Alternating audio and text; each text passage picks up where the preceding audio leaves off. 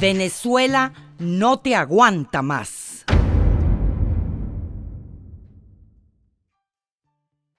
Saludos, señores, en 10 minutos apenas a las 10 revelaciones claves del magistrado Cristian Serpa, el magistrado que renunció al Tribunal Supremo de Justicia en la narcodictadura.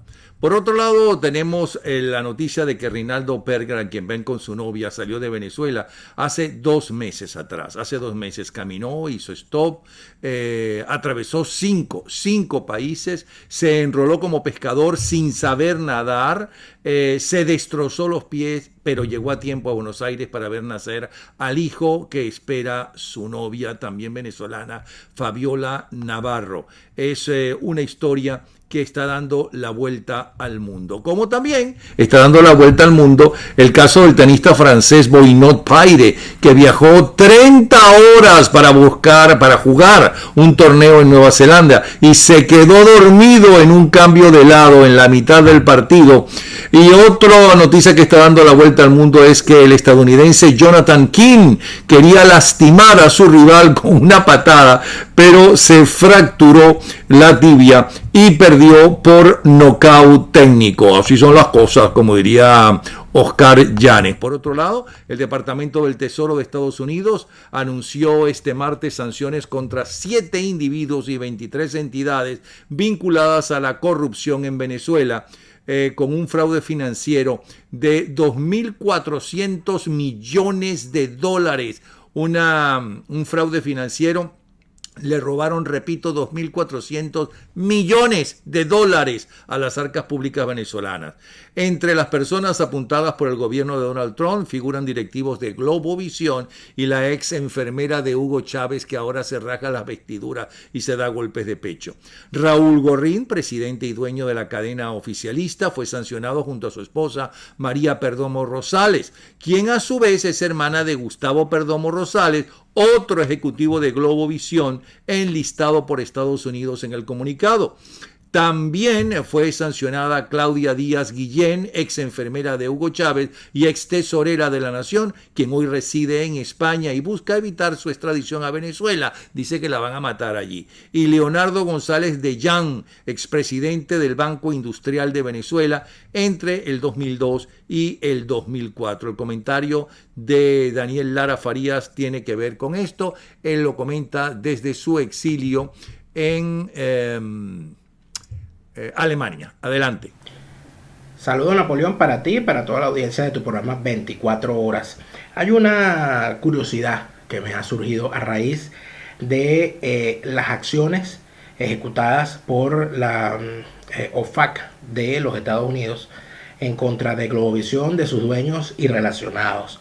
Es la sanción que de forma particular se ha lanzado contra Leonardo González de Llán, quien fuera presidente del Banco Industrial de Venezuela, lo quebró, y que es, según la OFAC sostiene, parte fundamental de todo el entramado que utilizó Gorrín y Andrade para trasegar dinero de la nación a sus cuentas personales. Estamos hablando de que el señor Leonardo González de Llán, y eso yo creo que lo he dicho en otras ocasiones aquí mismo en tu programa, Napoleón, Leonardo González de Llán es hermano del diputado de Primero Justicia, Eudoro González de Llán. Y es ahí donde entonces uno se empieza a hacer preguntas. Porque resulta ser que el señor Eudoro González de Llán, que es miembro de Primero Justicia, es uno de los diputados que levantó la mano para escoger la nueva directiva de la Asamblea Nacional. De esa Asamblea Nacional a la cual se le pide que asuma el Poder Ejecutivo a partir del 10 de enero. La pregunta es una sola. ¿Qué tan infiltrados estamos? ¿Qué tanto tiene la falsa oposición de infiltración en sus filas como para desconfiar de lo que puede ocurrir este 10 de enero? Muchísimo.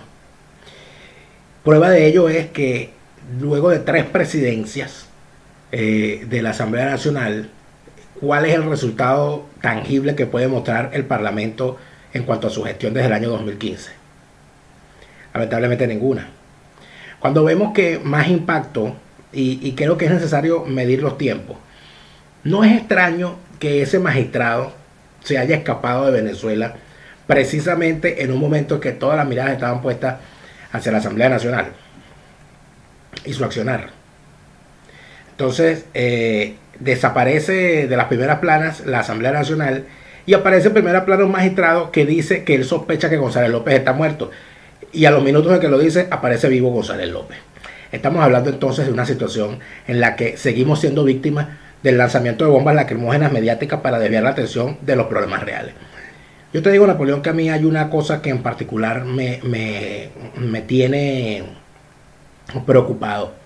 Y es el punto 9 de la Declaración de Lima, donde los países miembros del Grupo de Lima, entre los cuales está Guyana, prácticamente en el punto 9 le otorgan a Guyana la soberanía sobre el territorio Esequibo.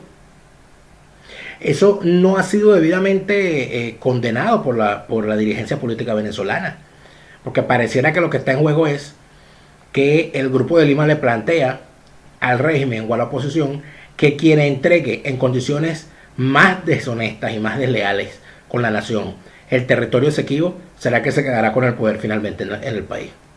¿Será que es eso lo que está en juego? Amanecerá y veremos, pero no podemos quitarle la vista a esta gente, sin duda alguna. Sigo todo por hoy, Napoleón. Saludos para ti y para toda tu audiencia. Es el comentario de Daniel Lara Farías. Estamos iniciando entonces 24 horas, Voz de la Democracia y la Libertad, y nos ayudan a hacer el programa Ángela Sago y su nuevo libro de investigación En nombre de los pobres los multiplicamos, Bernardo Jurado y su nueva novela Volando en el ataúd, el nuevo trabajo sociológico de Carlos Rangel, La Venezuela imposible, Super Rendo Orlando, Actitud Answare, Doménica Ciortino y Simple Car. Repito, gracias a ellos tenemos 24 horas radio, Voz de la Libertad y la Democracia. Les saludamos en los controles Ángel Wilfredo Montero y quien les habla frente al micrófono Napoleón Bravo. El Twitter es Napoleón Bravo. La coproductora es Beatriz Galindo y la producción general es de Argimiro Rodríguez y de Natalia Rodríguez. Hoy no está con nosotros tampoco Fernando Ontivero por razón de que pues el señor Ontiveros tiene un gripón espectacular. Pero ya estamos adelante en el programa. Seguimos con las informaciones. Estos son los acontecimientos por los que la historia recordará las últimas 24 horas. Por ejemplo, en Perú, señores, dimite el fiscal general ante la presión por su gestión en el caso de Odebrecht.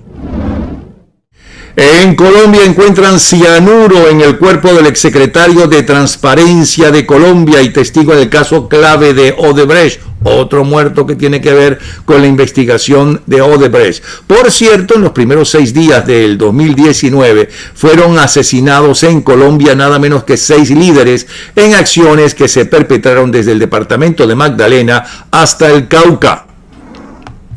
En Brasil, el presidente Jair Bolsonaro ha prometido a las Fuerzas Armadas del país que no va a aprobar la apertura de ninguna base militar estadounidense en el país durante su mandato. Y el Partido de los Trabajadores de Brasil condena el respaldo de Bolsonaro a Estados Unidos respecto a Venezuela. En México, el ejército toma el control de las refinerías Pemex por orden del presidente López Obrador. En Cuba anuncian que el presidente Díaz-Canel viajará a Venezuela para participar en la juramentación del narcodictador Nicolás Maduro, y México a un representante de la embajada, pero no viene López Obrador para hablar con su pana o su próximo pana, porque él era pana pero de Hugo Chávez Frías.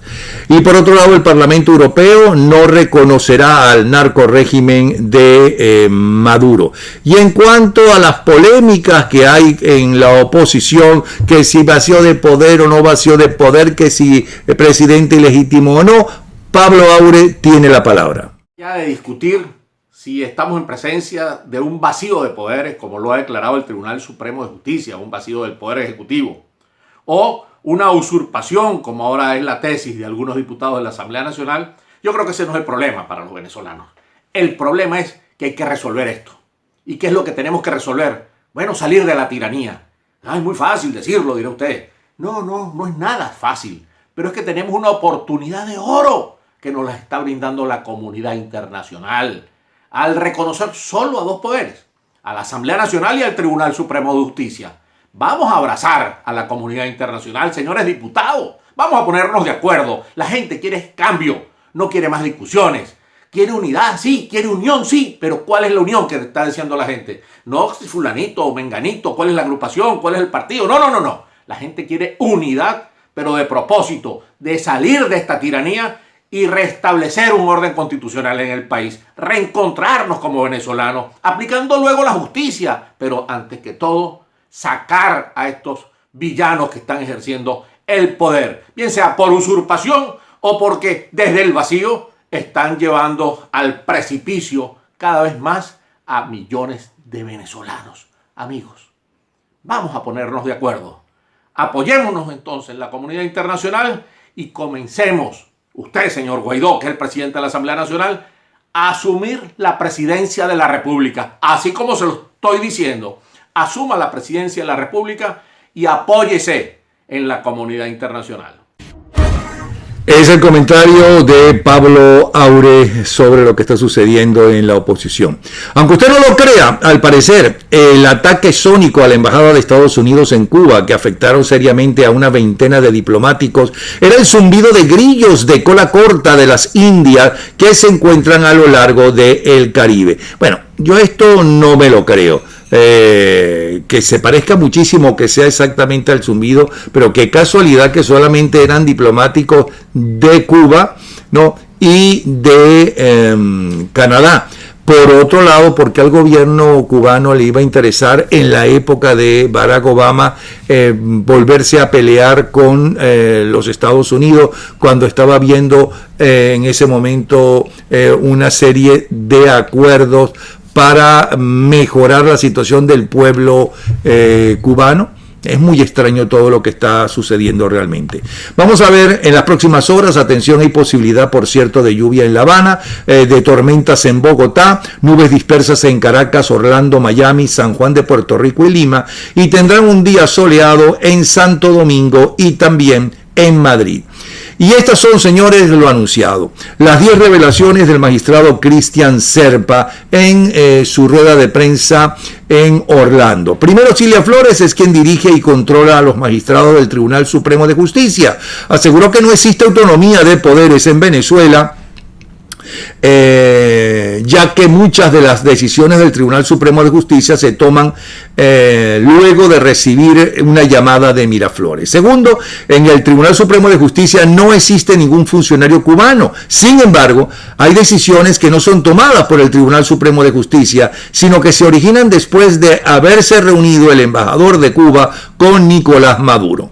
Tercer punto o afirmación que dio interesante es que aseguró que en el más alto nivel del chavismo existe coordinación para alinear posturas y desarrollar políticas internacionales que están inspiradas en el régimen cubano. El cuarto punto que destacan los entendidos es las declaraciones de mayo, las elecciones, de mayo, en las que Maduro obtuvo supuestamente la victoria, no fueron libres ni competitivas. El quinto punto que destacan es lo siguiente: dijo que su escogencia como magistrado la hizo el propio Maduro y que tenía el objetivo de garantizar decisiones favorables al gobierno. Fue Cilia Flores quien le comunicó en su momento que iba a ser magistrado.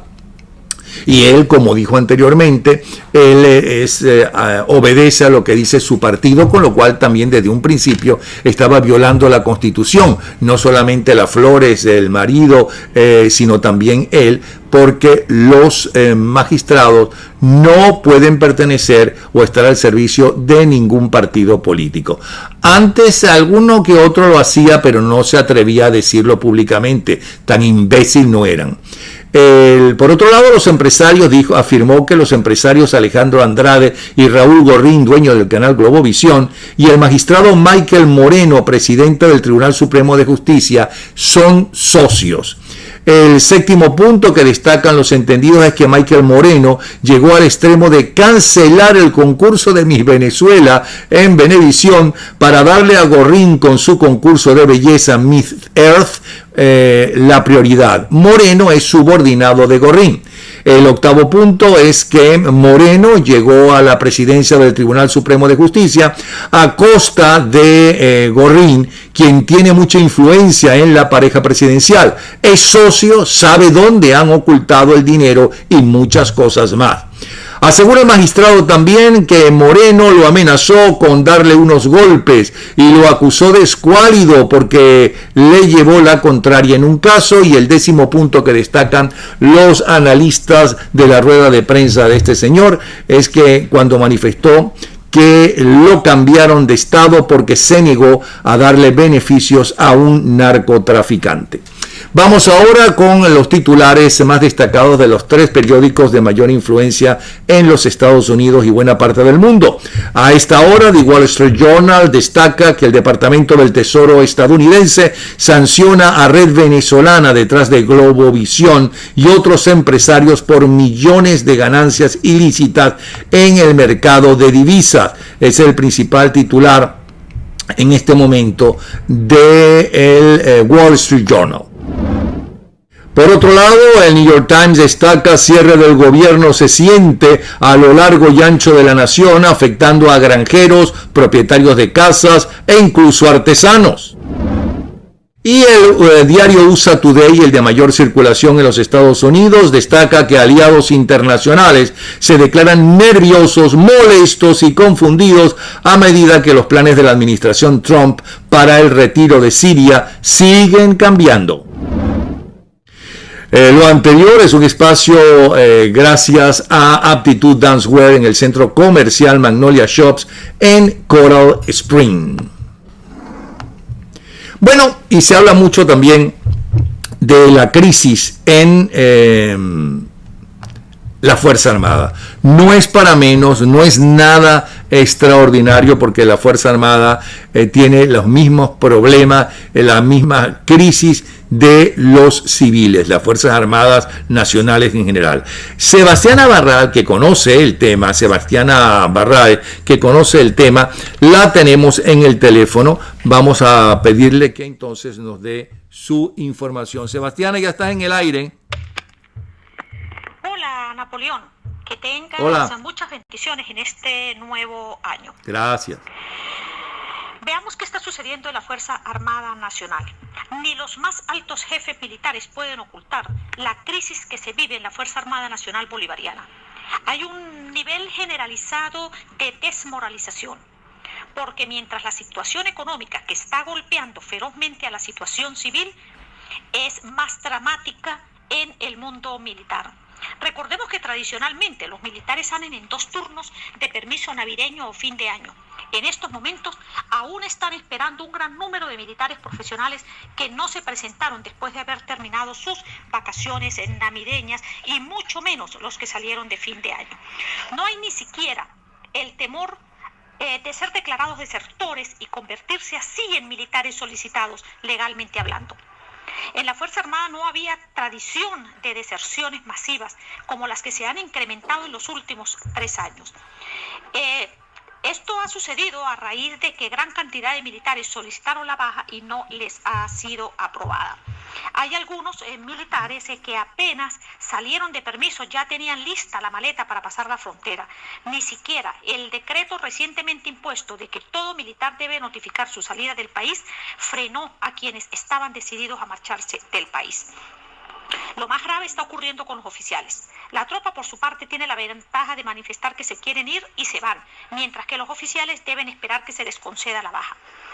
Hay comandantes que ni siquiera se han preocupado de ubicar a quienes no se presentan, como ocurría anteriormente.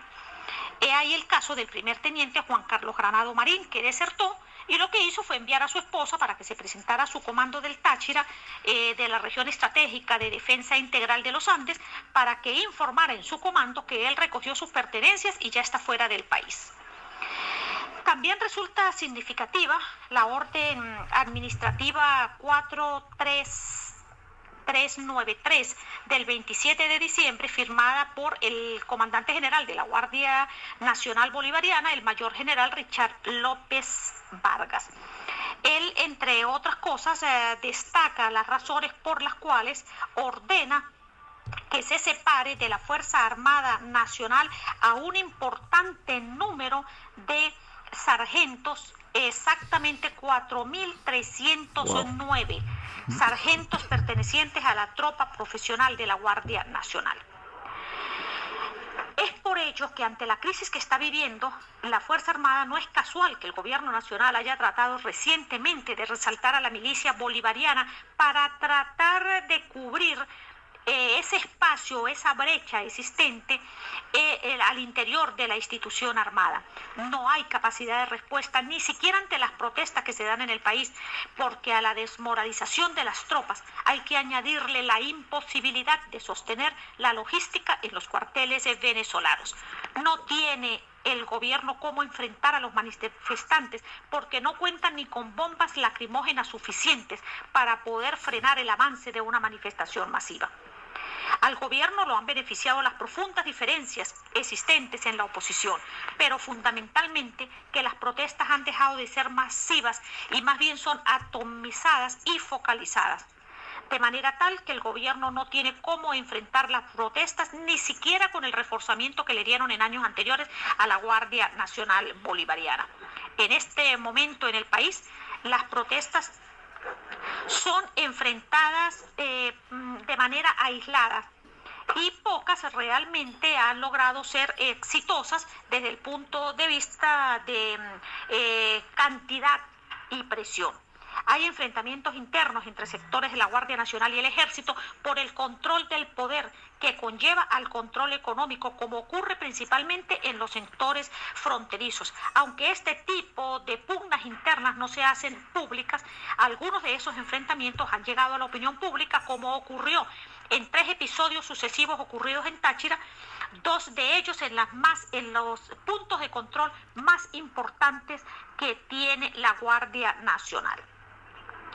Lo que sí ha reforzado el gobierno son las operaciones de inteligencia y contrainteligencia que le ha permitido desmantelar grupos rebeldes, apagar intentos de rebelión e incluso silenciar las manifestaciones de molestia existente entre militares. Pero eso solo disfraza y controla el malestar, no lo enfrenta ni lo soluciona. Si bien es cierto que el Ministerio del Interior y Justicia ha emitido decretos para tratar de impedirles a los civiles portar armas legalmente, los grupos irregulares, incluso los mal llamados colectivos, no solo están armados, sino que exhiben armas de guerra que deben ser monopolio de la Fuerza Armada.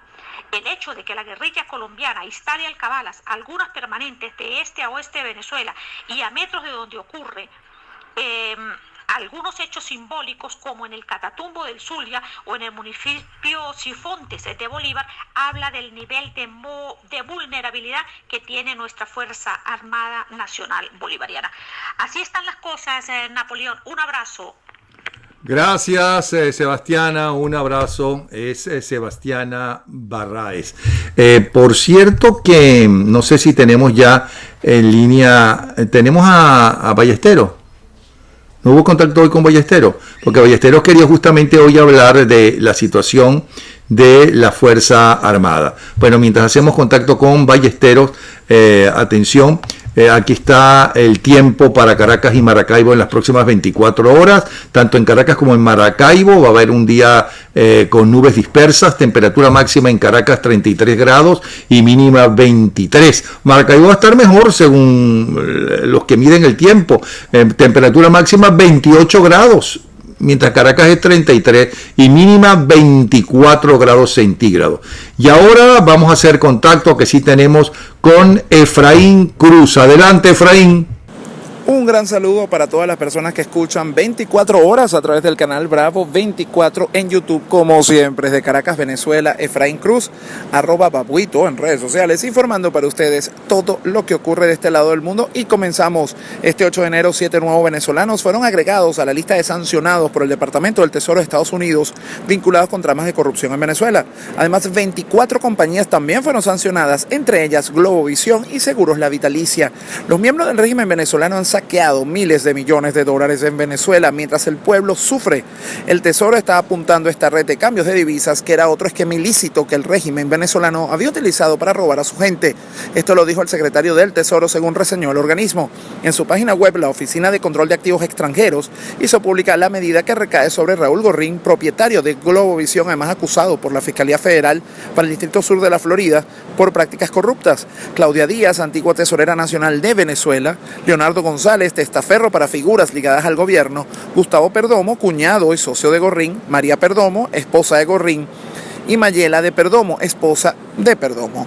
Adrián Velázquez, además, esposo de Díaz, acusado de recibir sobornos de Gorrín. La oficina resaltó que, de acuerdo con la orden ejecutiva, tanto Gorrín como Díaz Guillén sobornaron a la Oficina del Tesoro Nacional de Venezuela para realizar operaciones de cambio de divisas ilícitas en el país.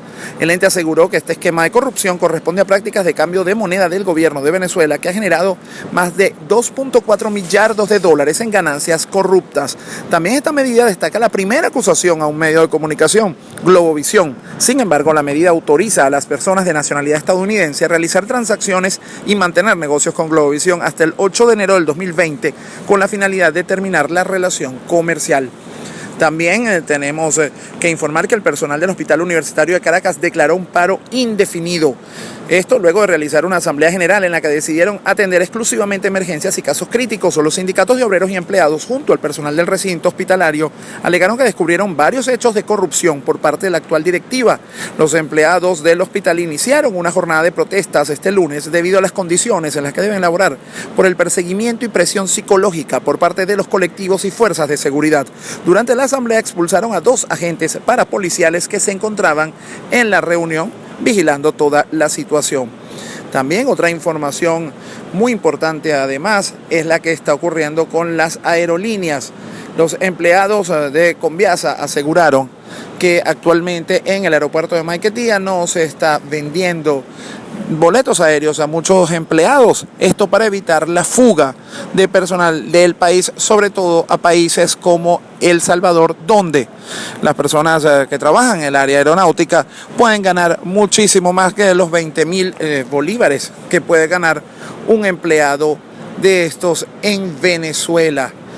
Y antes de cerrar, registraron un sismo de magnitud 3.7 en el estado Zulia. Esto ocurrió en la madrugada de este día en la zona de Perijá. Hasta ahora se espera información completa de Fumbisis, pero el movimiento telúrico ya se suma a todos los que han ocurrido en el estado Sucre, en el estado también Carabobo desde el 27 de diciembre y lo que están ocurriendo ahora en el estado Zulia. Bueno, así están las cosas por Venezuela en estos momentos. Como siempre, desde Caracas, Efraín Cruz, @Babuito en redes sociales, informando para ustedes todo lo que ocurre de este lado del mundo. Seguiremos en contacto. Gracias, Efraín Cruz. Bueno, esto es una grabación que nos enviaron desde el hospital JM de los Ríos.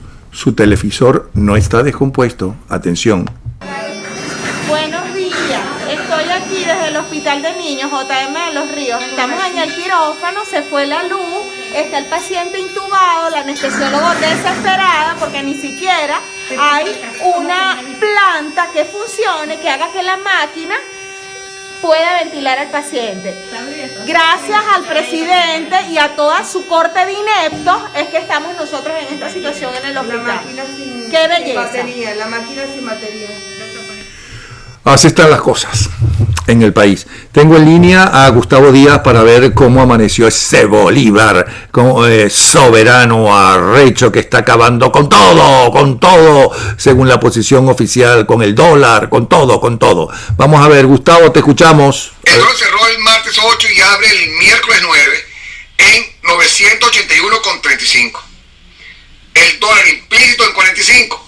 El dólar DICOM en 705,84, el dólar Bitcoin en 1.371,59 y el euro en 1.122,20. Hasta mañana. Hasta mañana, nos vemos. Gustavo Díaz, director de Dollar Today. Bueno, se escucha muy mal las grabaciones, como saben, ahí tienen problemas, sobre todo en Venezuela. Le pedimos, pero vale la pena que escuchen a Werner Corrales, vale la pena escuchar en toda esta serie. Mañana ya estará mucho mejor. Por favor, suban el audio de su teléfono o de su computadora, depende de donde están viendo, para escuchar a Werner Corrales y toda esta serie, por lo menos la que corresponde hoy, para qué hay que hacer una vez que salgamos del narcorrégimen, qué se ha estudiado, qué se ha discutido y qué se piensa hacer. Escuchen. Buenos días, amigos. Vamos a hablar hoy de la reconciliación con justicia. La reconciliación con justicia es una de las estrategias para la reconstrucción de Venezuela. Yo sé que hay muchos compatriotas que rechazan de plano la idea de una reconciliación porque creen que la reconciliación implica impunidad. Y nada de eso es cierto. Por una parte, la reconciliación es una necesidad para vivir en paz. Ningún país puede construir un futuro si sus ciudadanos no están dispuestos a trabajar juntos. Y para trabajar juntos hay que reconciliarse. En Venezuela hay brechas, hay diferencias, hay el efecto de 20 años de siembra de odios que tenemos que disipar. Es una necesidad que nos reconciliemos. La reconciliación de la que hablamos no es una reconciliación con la élite que ha estado en el poder en los últimos 20 años, que ha saqueado al país, que ha violado toda clase de derechos, que nos ha hundido en una crisis. No, la reconciliación es en las bases de la sociedad, con el otro venezolano, el maestro que apoyó la revolución porque creyó en lo que más tarde se demostró ser un engaño. La reconciliación es en las bases, pero hay que hacer justicia y la justicia también es una necesidad para la paz futura. Si no hacemos justicia, es muy probable que se repitan los hechos que hemos vivido. Y por eso es una necesidad también la justicia. En fin, la estrategia de reconciliación con justicia atiende a la necesidad de reducir la polarización política por una parte, a la necesidad de reducir ampliamente la violencia de las comunidades y la violencia ligada al delito. Venezuela es el país de América Latina con más altos índices de homicidios. No puede ser la Venezuela que queremos, no es posible a menos que esté en paz y a menos que todos cooperemos. ¿Y en qué consiste la justicia?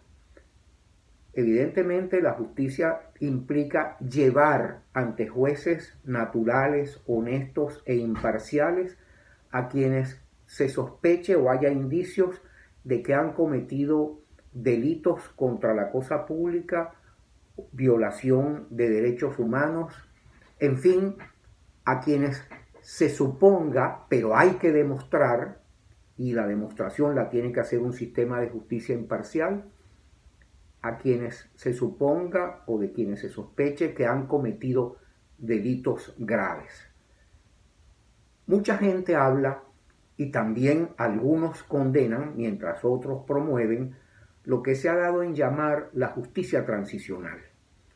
La justicia transicional es un conjunto de mecanismos de justicia que se aplica para facilitar el tránsito desde una dictadura como la que hoy vivimos en Venezuela a una democracia como la que queremos volver a vivir. La justicia transicional no implica necesariamente impunidad. La justicia transicional implica sí que haya mecanismos o instrumentos de penas tales que no necesariamente se conviertan en impedimento para la reconciliación, pero de ninguna manera es impunidad. Cierro estas ideas diciendo, la justicia transicional siempre que ha existido y ha sido exitosa, siempre ha sido diseñada ad hoc para las circunstancias que se viven en un momento determinado, y ese tiene que ser el caso venezolano. Es un error pensar que hay que preparar un menú de justicia transicional para perdonarle a unos corruptos sus delitos y que eso facilite la transición. El argumento que muchas veces usan algunos analistas para decir que la justicia transicional tiene que diseñarse de antemano para ofrecérsela en un menú a la élite del chavismo, ese argumento se basa en que hay que reducir el costo de salida de la élite chavista. No se gana nada reduciendo el costo de salida de la élite chavista si no existe un costo de permanecer. Y ese costo de permanecer solamente se logra si existe unidad en la oposición, unidad de criterio, unidad de propósitos, y si la oposición se convierte efectivamente en una amenaza para el chavismo, que hoy en día lamentablemente no lo es. De forma que es un error, para cerrar, decir que hay que construir un menú que ir a ofrecerle al chavismo para que le sea poco costoso salir del poder. Lo que hay que construir es toda una estrategia para hacerle muy costoso permanecer en el poder. Y esa estrategia pasa porque generemos nuevamente capacidad de movilización en la oposición venezolana. Es el comentario de hoy de Werner Corrales. Bueno, como siempre decimos, cada uno de los participantes en el programa tienen criterio propio, son gente conocida y respetada, y son sus opiniones. Gracias a Ángela Sago y su nuevo libro En nombre de los pobres los multiplicamos, a Bernardo Jurado y su novela Volando en el ataúd, el nuevo trabajo de Carlos Rangel, La Venezuela imposible, Super Rent Orlando, Attitude and Wear, Dominica Ciortino y Simple Car, que han hecho posible este espacio de 24 horas radio, voz de la libertad y la democracia. Muchas gracias.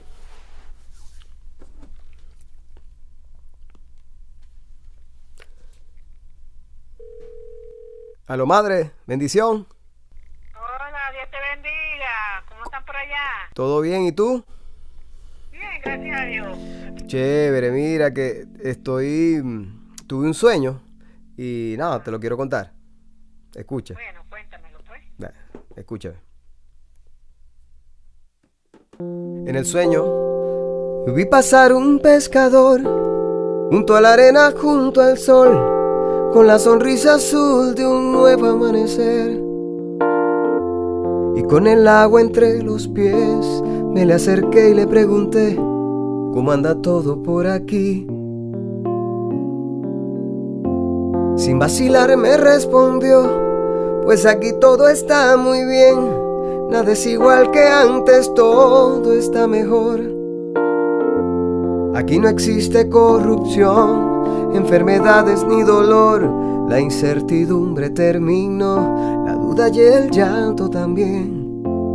Y más adentro en la ciudad, un hombre lleno de bondad se me acercó, me dio la mano, me invitó a desayunar. Me dijo: vente pronto, hermano, que ya vamos a empezar. No había entendido que todo había pasado, que la gente había cambiado, los pobres y los ricos eran otras mentes, unificando el trabajo. Como era arriba, era abajo. Cómo ha cambiado el ambiente, los campos llenos de flores, la lluvia rindiendo honores. Y el tío Simón decía: este es mi país, señores. Y decía también que él quería ver a su país envuelto en pétalos de lirio sabanero. Y yo tengo ese sueño y la fe de que pronto veremos a nuestra Venezuela como la soñó el tío Simón.